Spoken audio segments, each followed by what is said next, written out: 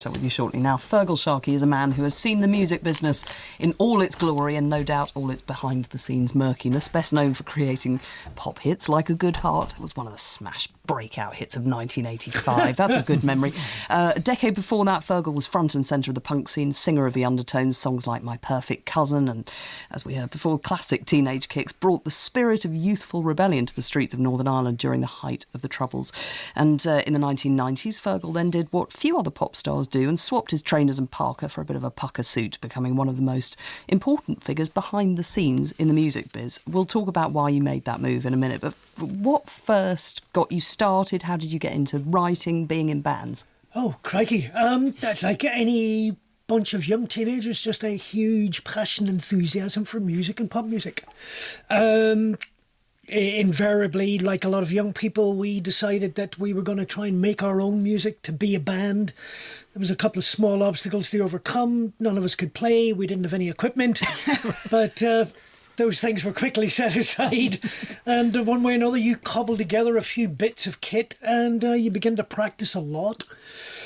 Although clearly the environment we were growing up in Derry in the 1970s was, to the outside world, possibly quite challenging. When you're actually living there, it's like any environment you grow up in as a child. That's the way things are. You accept it. You get on with it. And ironically, I think that actually kind of drove us on simply because there was little of anything to do. And it meant we could just go and practice every night. And looking back on it now, though, to be in that very extreme environment, I imagine in a way, as you say, music takes on an extra kind of valency. It becomes even more important. Well, the point I'm making is the environment actually didn't matter because we had no reference points. We had no idea that life in Bradford would be different. It was just, that's the way things are, so you accept it and you adapt and you change and you get on with it. And for us, it meant that we would spend 3-4 nights a week rehearsing, simply because there was nothing else to do and nothing else we were interested in doing. Little knowing that, to use that well-worn music industry phrase, we were learning our chops, and as it transpired, possibly doing that quite well. And the idea, though, that punk and the music that you really loved as kids, as teenagers, was really pushing against the norms of... You were living in a quite conservative society. How did your music go down with friends, family, parents? Oh, I don't think it made any sense at all to my parents until pretty much the last gig I ever did, which was at the London Palladium, playing with the Chieftains. And my father flew over in the whole of my 15-year career. It was the only time he ever went to a gig. And clearly he had the reference point of the Palladium in London. And obviously with the television programme, that made sense. And playing with the Chieftains. So my father got to spend an evening sitting in the Royal Box at the London Palladium. So for them, it was a completely abstract thing. They had no idea what was going on. Clearly, locally, there was, shall we say, not all of the our peer group in Derry were enthusiastic about exactly what the Undertones were getting up to. And were quite frequently only too enthusiastic about voicing their opinion as to the quality of our music and our performance. But thankfully, and the truth is, very quickly the Undertones developed an absolutely massive, massive local following. And within months, we would have a venue completely crammed, full of people, and there would still be people standing outside trying to get in.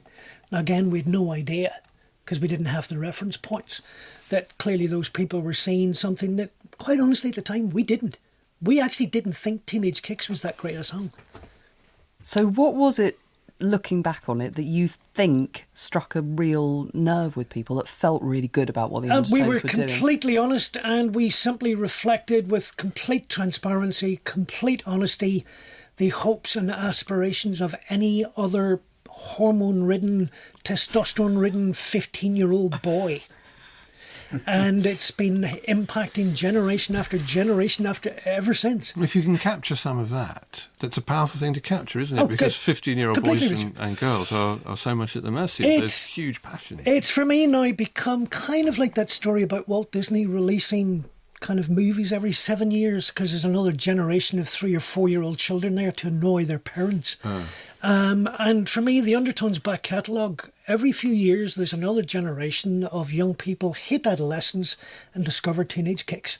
And it's a glorious thing, and long may it continue. How well prepared were you for being suddenly very famous, and how did you deal with it? Not in the least. What happened to you? Well, again, and Richard will have his own reference points, as will indeed any number of people around this table.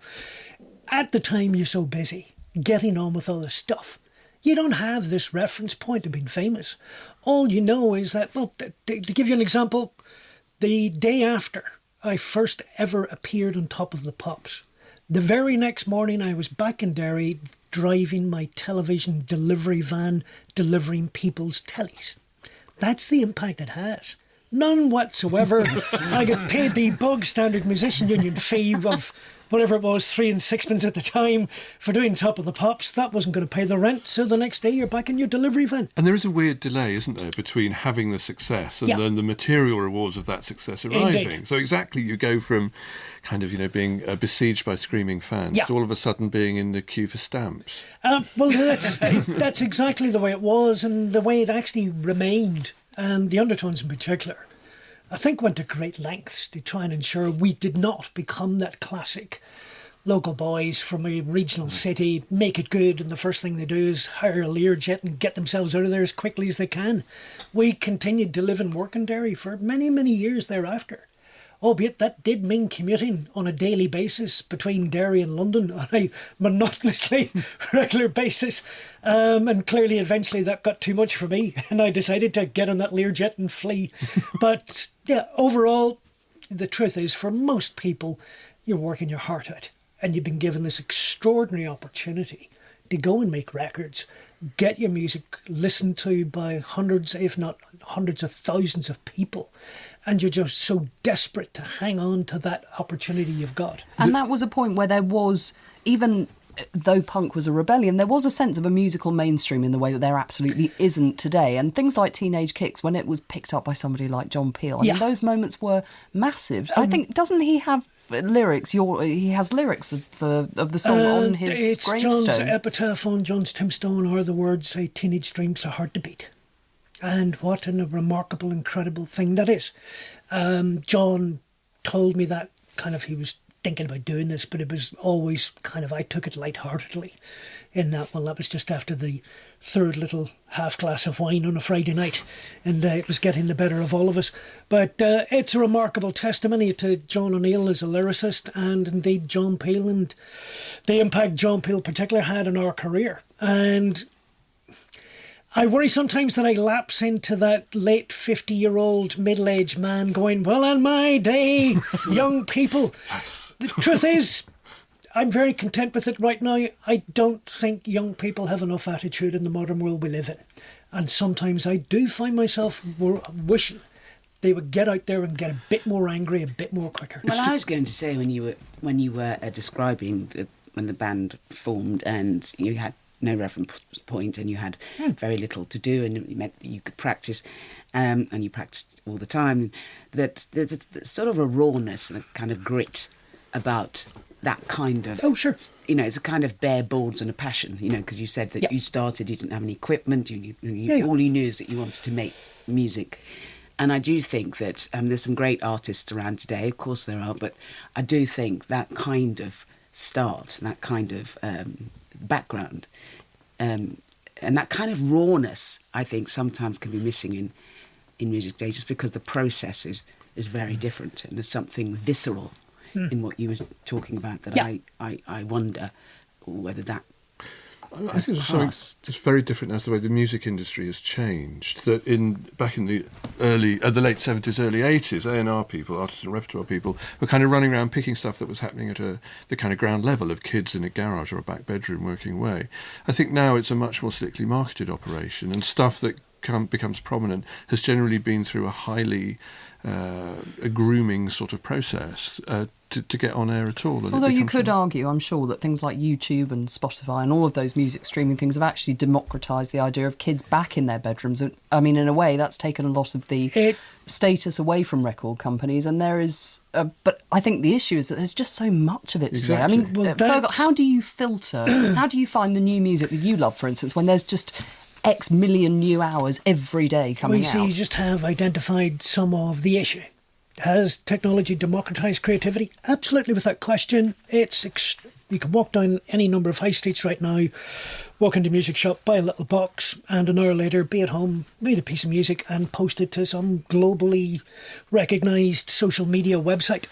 The problem being that someone like YouTube, can't quite remember the statistic, but it's something like 300 hours of video uploaded every hour onto YouTube.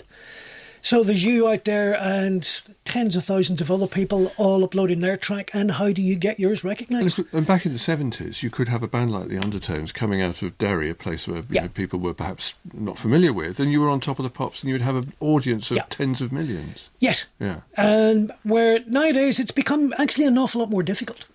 And that's one of the reasons why I got involved. One of the projects I'm working on right now is a competition, in fact, for songwriters called Salute. And is to try and help identify, applaud, give opportunity to the next generation of phenomenal young British talent. The way we're approaching it is very straightforward. It's no thrills competition. Go and write the best piece of music, the best song anybody's ever heard, and you stand the chance of winning 50,000 quid in cash. No strings attached, no management contract that you won't understand, no recording contract that you'll be deeply regretful you signed 5 minutes later, and no music publishing contract, even though you don't know what that is in the first place. Right, it sounds good. I'm off. And we we can put links to that on our website, I'm sure. Yeah, fantastic. We'll talk more to Feargal Sharkey throughout the programme. For now, thanks very much indeed. Don't forget, Paul Thompson's emailed to say this. I grew up in Derry, near to where Fergal came from, and I'm the same vintage. But because I played for the other team and with the prevailing attitude of the time, my school friends and I could not admit to liking the Undertones. With the telescope of years, how pathetic that attitude was. I'm happy to say that I'm a bit more enlightened today, happily pogoing to teenage kicks with friends at a wedding a few weeks ago. What about a statue in Derry's Guildhall Square of Fergal and the Undertones? What do you reckon? Long overdue, I say. Quite Long right. overdue. What does it mean now to you, Derry, when do you go back there often? I do, and I would echo Paul's sentiments. The transformation I see, particularly being separated for over 30 years. So I dip in every 4 or 5 years, and just seeing the utter transformation, economically, socially, and in all kinds of other interesting ways, and it's a phenomenal thing to see. And it's now a quite exciting, very vibrant city of culture 2 years ago now, and it was a phenomenally successful event for the city. It's a great place. You should all go. Interesting. You were talking and earlier look about at my that. statue, which is obviously due to be erected very shortly. Start a campaign, somebody online, please.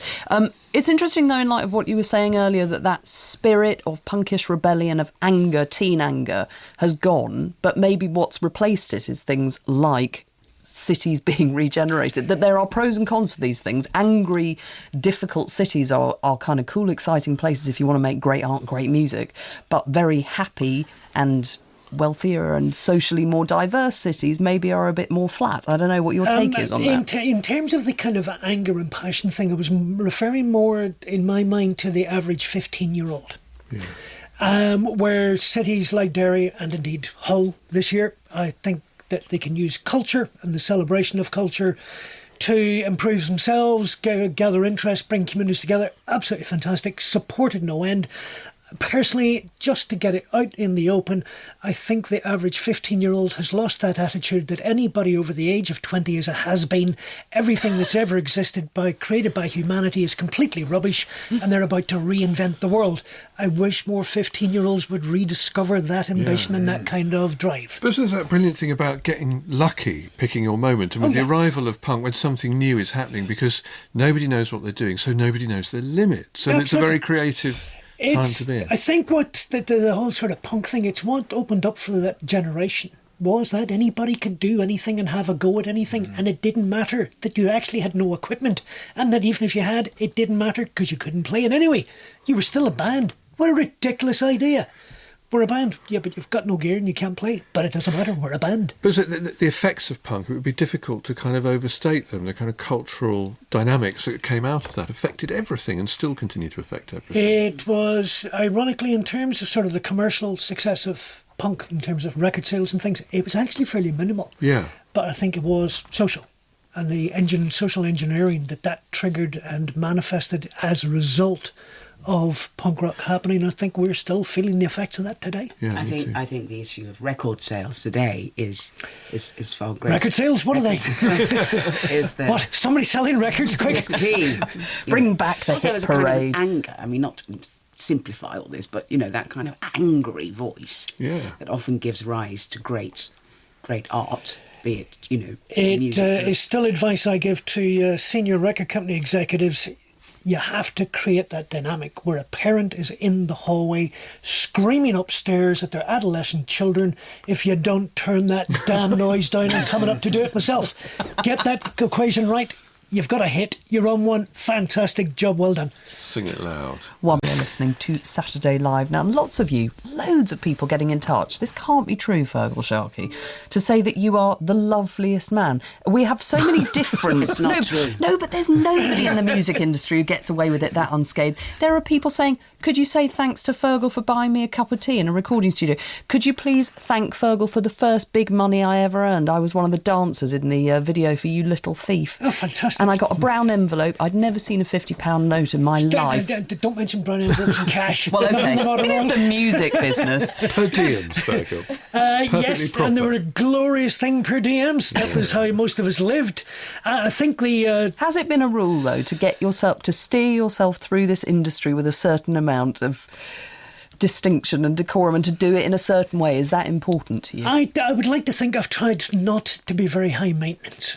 And one of the greatest, for me, nicest compliments anybody ever paid, I'm clearly going to talk about me now, was turning up in White Lane at the television centre to record Top of the Pops.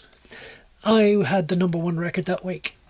To be met at the gates by a record company executive from another company who went, Fergal, you know what, you've just made my day.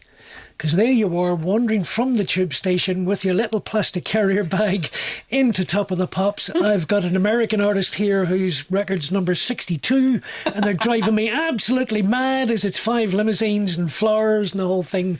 And here comes the bloke with the #1 record off the tube train with his plastic bag. You don't have to drive people crazy. We've all been given an extraordinary opportunity in life, and particularly artists, musicians, actors, that we get to do something we love and people get to recognise it and like it. And for me, that's the reward itself, and you do not need any more. You can come back any time. We love low maintenance. It's the thing, isn't it? I mean, my experience of the music industry is that people are pretty much the same as in any other sphere of life. It's just sometimes, if people are under an awful lot of pressure, they might not be at their best, but you remember it. So a kind of curt remark or a brusque dismissal from someone that you will just remember because that person is more important to you. Oh, correct. And certainly with my days of A&R, I always made it clear to staff that have worked with me over the years, when you were saying no to an artist, you probably are right. That tape they have, that song we've recorded, isn't right. It's not good enough. But be polite and respectful in how you tell them no. Because in 2 or 3 years' time, they'll have got their act together, they'll have written a fantastic piece of music.